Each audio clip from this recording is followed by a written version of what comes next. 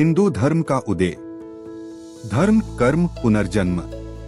ब्रह्मा, शिव, विष्णु। 5000 वर्षों से अधिक समय से बहुत सी चीजें बिना किसी रुकावट या बड़े परिवर्तन के टिकी हुई हैं। इस तरह की हिंदू परंपराएं बड़े अपवाद हैं। यकीनन हिंदू धर्म पृथ्वी पर सबसे पुराना धर्म है। यह समझने के लिए कि हिंदू धर्म समय की कसौटी पर कैसे खरा उतरा है, उन सिद्धांतों को जानना महत्वपूर्ण है जिन पर यह आधारित है। और सिद्धांतों को समझने के लिए उनके ऐतिहासिक आधारों को जानना आवश्यक है।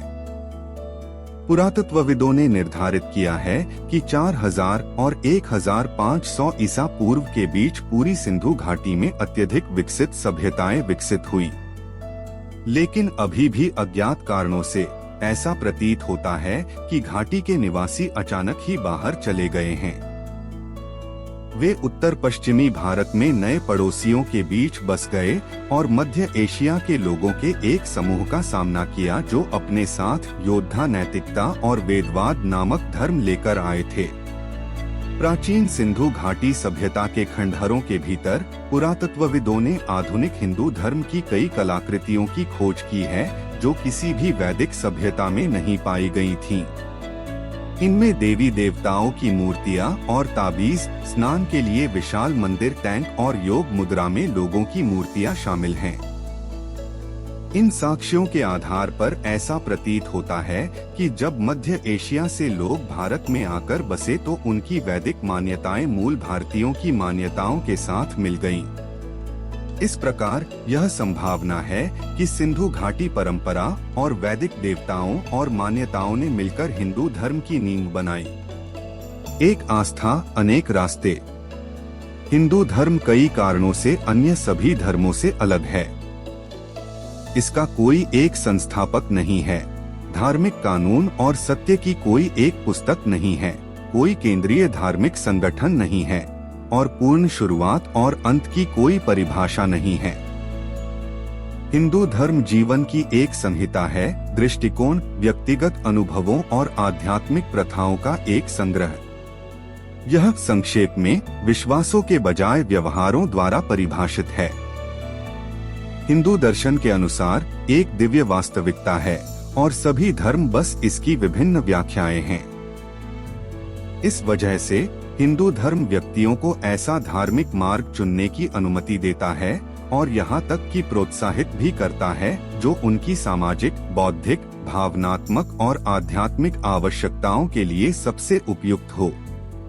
एक हिंदू भक्त एक बड़े सार्वजनिक मंदिर में विष्णु और शिव जैसे प्रसिद्ध देवताओं की पूजा कर सकता है, जबकि दूसरा अपने घर के भीतर एक निजी मंदिर में कम आम देवताओं की पूजा कर सकता है।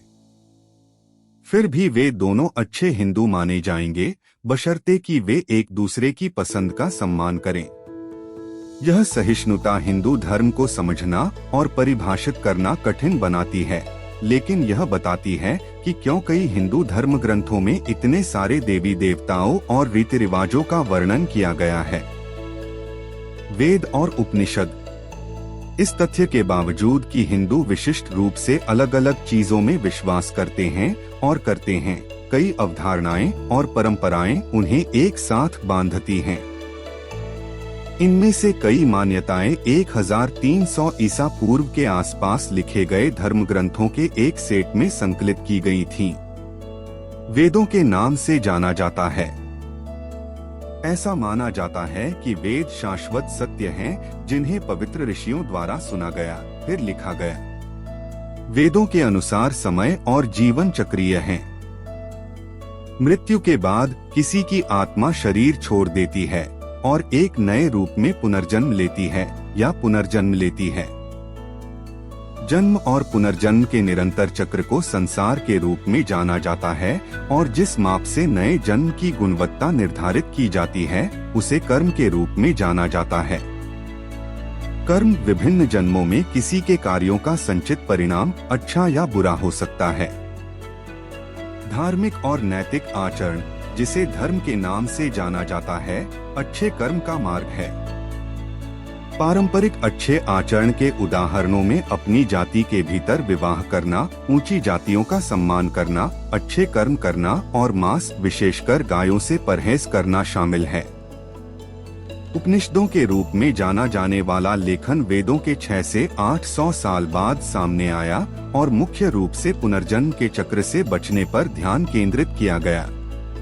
उपनिषद समझाते हैं कि मुक्ति और अंतिम ज्ञान के माध्यम से संसार को कैसे छोड़ा जाए, जिसे मोक्ष कहा जाता है। उपनिषदों के आविर्भाव से एक ऐसे काल की शुरुआत हुई जिसे वेदांतिक युग के नाम से जाना जाता है। वेदों का अंत शाब्दिक रूप से वेदांतिक का अर्थ है वेदों का अंत, लेकिन वैदिक मान्यताएं वास्तव में कभी गायब नहीं हुई। वैदिक परंपरा के देवताओं की आमतौर पर कम पूजा की जाने लगी, लेकिन किताबों में दर्ज वैदिक दर्शन निश्चित रूप से भुलाए नहीं गए। कर्म और धर्म के सिद्धांत इतने लोकप्रिय थे, विशेषकर निचली जातियों के सदस्यों के बीच, कि वे मिट नहीं सकते थे। विद्वान हिंदू धर्म की शुरुआत पर बहस जारी रखते हैं, लेकिन अधिकांश इस बात से सहमत हैं कि वेदांत युग 800 और 400 ईसा पूर्व के बीच के दौरान देवताओं विष्णु और शिव की व्यापक पूजा में बदलाव आया था। वे इस बात से भी सहमत हैं कि यह बदलाव भारत में नए धर्मों के उद्भव के साथ हुआ, जो ज्ञान की तलाश में थे, जैसे कि बौद्ध धर्म और जैन धर्म। आने वाले वर्षों में हिंदू धर्म कई संप्रदायों में विभाजित हो गया, लेकिन हिंदू धर्म की नींव के अनुरूप नए संप्रदायों की मान्यताओं और प्रथाओं को स्वीकार किया गया। ऐसी सहिष्णुता के कारण हिंदू धर्म अपनी शुरुआत के सहस्राब्दियों बाद आज भी फल फूल रहा है।